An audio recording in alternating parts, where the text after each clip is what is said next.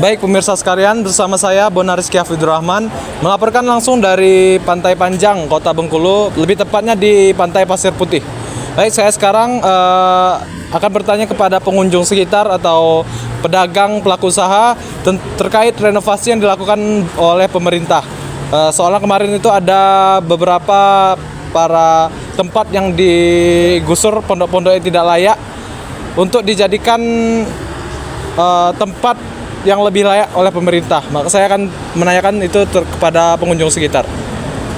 Baik pemirsa sekalian, saya sekarang bersama salah seorang pengunjung di Pantai Panjang ini.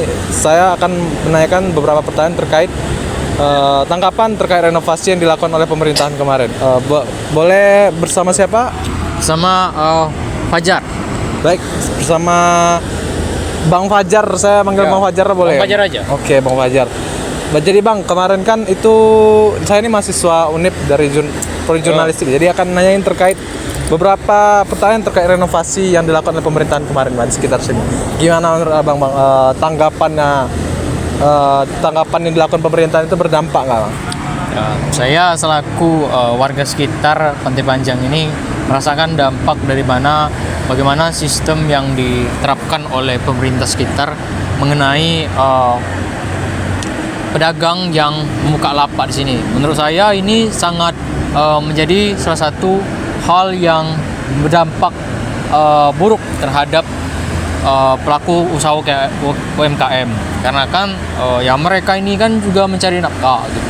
Jadi ketika lapak ataupun tempat mereka untuk berdagang ini tidak ada, itu menjadi hambatan bagi mereka, dan mana mereka ini kan perlu lagi mencari tempat-tempat lapak yang lainnya gitu. Dan menurut saya itu sungguh berdampak terhadap pelaku UMKM. Pelaku saya warga sekitar juga, saya juga berjualan di sini. Ya. Oh, berdampak buruk ya Bang Fajar.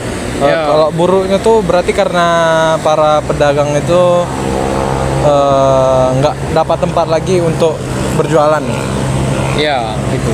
Jadi menurut Bang Fajar, apa yang sebaiknya dilakukan pemerintah jika kalau ada pondok-pondok yang nggak layak untuk tempat berjualan, itu sebaiknya apa yang dilakukan pemerintah? Kalau menurut saya mengenai lapak-lapak yang sudah dibangun pemerintah dan tidak dihunikan ataupun terbengkalai terus kan rusak gitu. Menurut saya nih pemerintah ini perlu menata ulang lagi bagaimana tempat-tempat ataupun tempat-tempat usaha dari para pedagang di sekitaran Pantai Panjang ini nih. Dikarenakan ya juga perlu merenovasi hal tersebut, karena kan juga kan mereka ini salah satu penyebabnya yang terbengkalai ini kan karena tidak dihunikan, tidak berpenghuni, tidak ada orang yang jualannya. Nah seharusnya ini pemerintah ini lebih menata lagi bagaimana para pedagang ini berjualan gitu. Jangan hanya sekedar menggusur-gusur saja gitu. Mereka juga kan tidak ada tempat itu tuh ya karena mereka juga kesusahan di situ tuh. Ya, karena nggak ada tempat lapak tadi tuh. Itulah mana mereka tuh mencar-mencar gitu. Jangan sekedar gusur-gusur aja gitu. Oh, jadi sebaiknya pemerintah itu membantu merenovasi tempat pelaku usaha itu juga. Ya, lebih menata polanya aja, menata ruang, tata kelola ruang lah.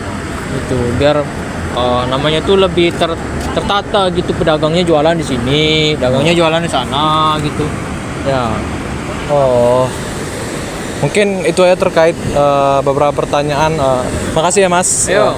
Baik, pemirsa, itulah tadi tanggapan dari salah seorang pengunjung Pantai Panjang terkait renovasi besar-besaran dilakukan oleh pemerintahan Kota Bengkulu. Baik, itulah tadi hasil wawancara bersama salah seorang pengunjung di sekitaran Pantai Panjang. Saya Bonar Rizky Hafidurrahman melaporkan langsung dari Pantai Panjang, Kota Bengkulu. Pamit undur diri. Selamat sore dan selamat beraktivitas.